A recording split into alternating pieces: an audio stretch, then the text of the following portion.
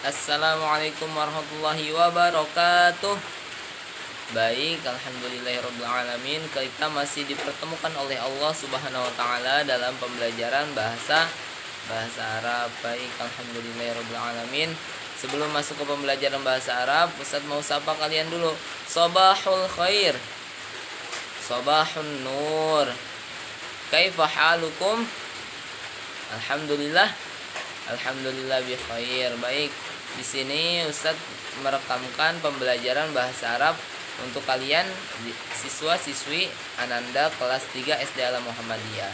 Masuk ke pembelajaran kedua, ad-darsus tsani. Pelajaran kedua, a'dha'ul wudu'i. Anggota wudu. Baik.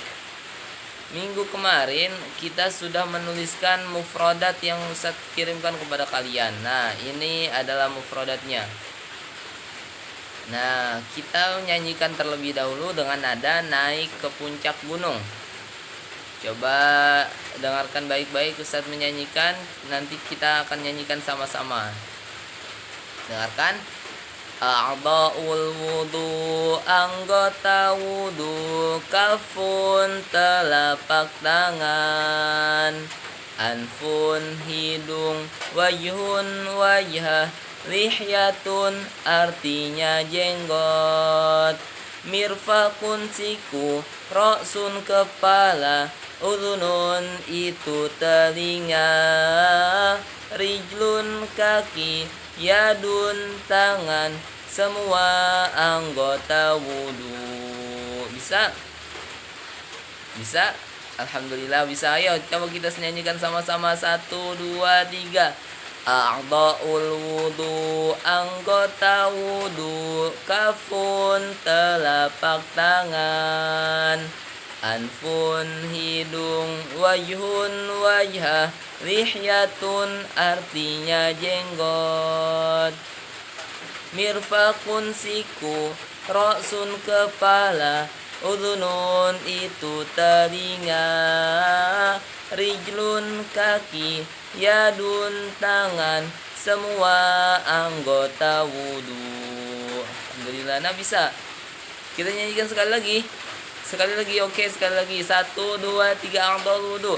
A'dha'ul wudu, anggota wudu, kafun telapak tangan, anfun hidung, wajhun wajah, lihyatun artinya jenggot, mirfakun siku, roksun kepala, udhunun itu telinga, rijlun kaki, yadun tangan, semua anggota wudu. Nah, itu tadi lagu mengenai anggota wudu dalam nada naik ke puncak gunung. Baik, kita lanjutkan pembahasannya. Nah, baik, sebelum masuk ke pembahasan mengenai berwudu, saya mau tanya dulu. Kira-kira ketika kita sholat, wajib nggak hukumnya berwudu itu? Wah, wajib. Nah, hukumnya wajib berwudu. Nah, ketika kita sholat tanpa wudu, sah nggak sholatnya? Tidak? Iya, tidak sah. Kenapa tidak sah? Karena berwudu merupakan syarat sah sholat. Nah, syarat sahnya sholat adalah berwudu. Sekarang Ustaz mau tanya, kalau misalnya kita sholatnya tanpa wudu, tidak sah. Sekarang kalau wudunya berwudu tapi wudunya sembarangan, tidak tertib, nah ada anggota rukun wudu yang ketinggalan, kira-kira sah apa enggak wudunya? Tidak sah juga. Maka dari itu kita perlu untuk belajar memahami bagaimana cara berwudu yang baik dan benar. Nah, oke, baik. Masuk ke gambar pertama. Ketika kita ingin berwudu, maka yang pertama sambil membaca basmalah kita menggosok, atau nih kalau bahasa Arabnya ghuslul kaffaini. Ghuslul kaffaini artinya membasuh telapak tangan. Kita basuh dulu telapak tangan sambil baca basmalah. Nah, ketika sudah membasuh telapak tangan, maka kita lanjutkan sambil al-madmadatu. Al-madmadatu. Al-madmadatu artinya berkumur-kumur.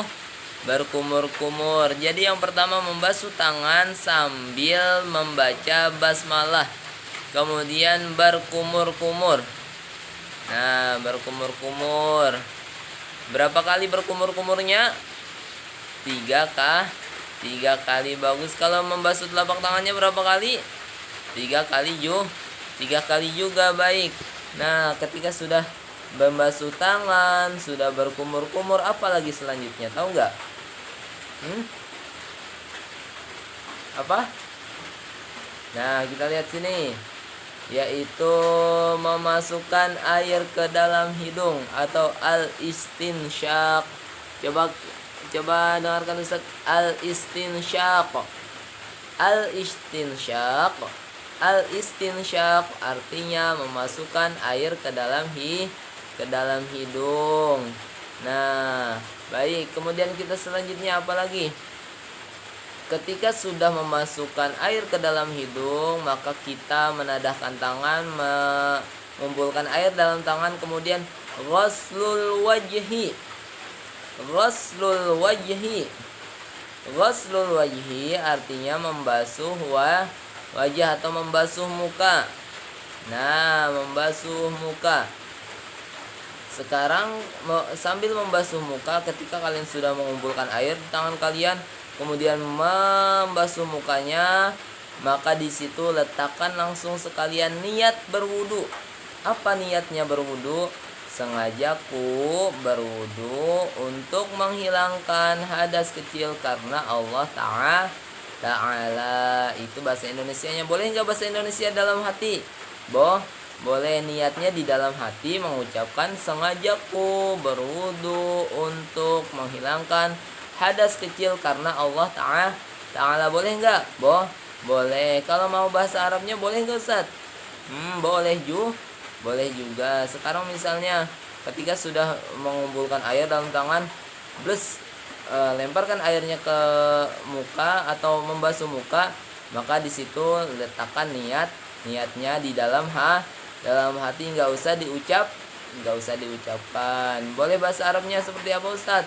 Nawaitul wudu'a li raf'il hadatsil asghari fardha lillahi ta'ala. Nah, seperti itu niat secara bahasa Arabnya. Kalau bahasa Indonesianya boleh nggak? Boleh.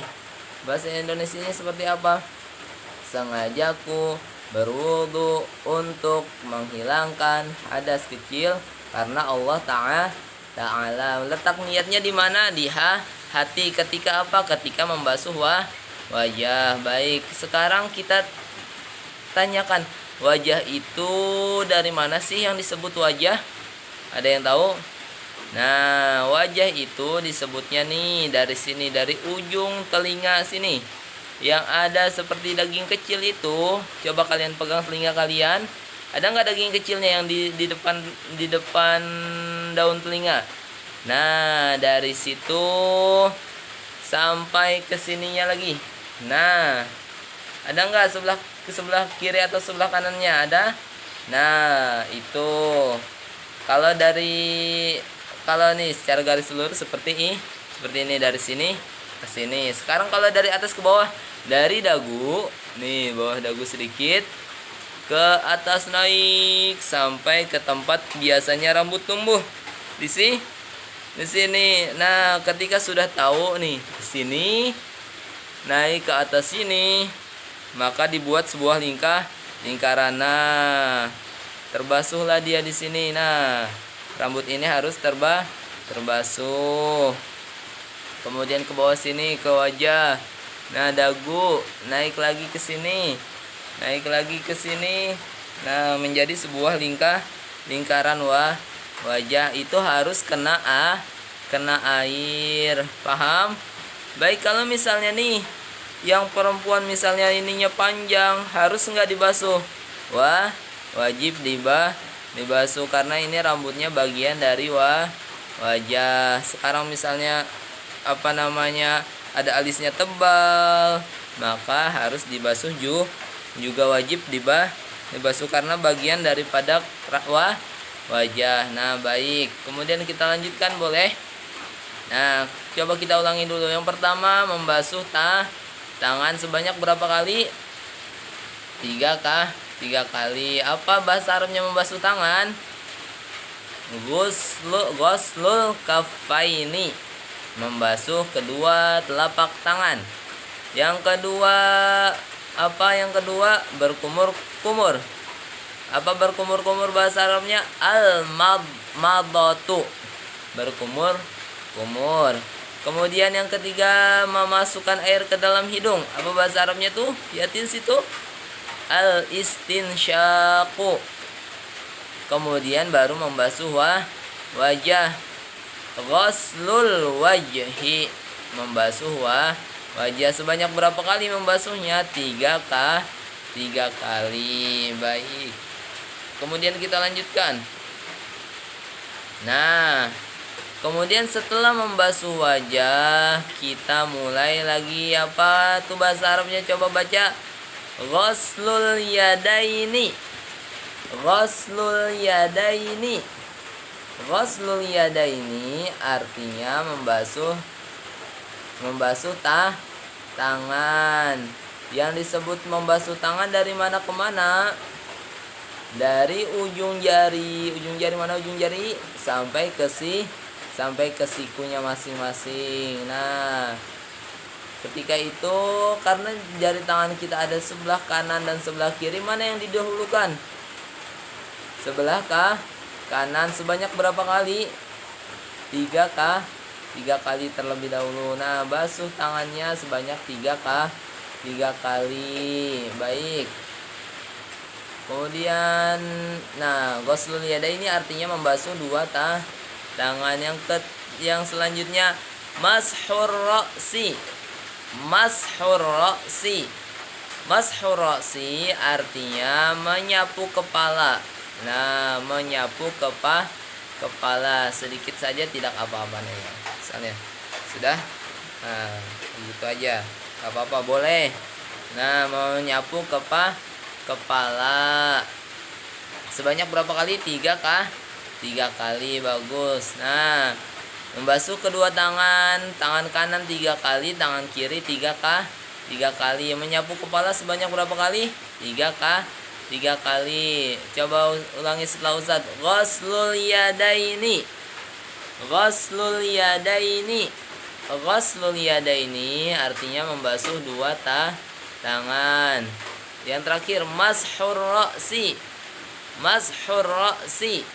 Mashur ra'si artinya menyapu kepala. Baik, kita lanjutkan pintar.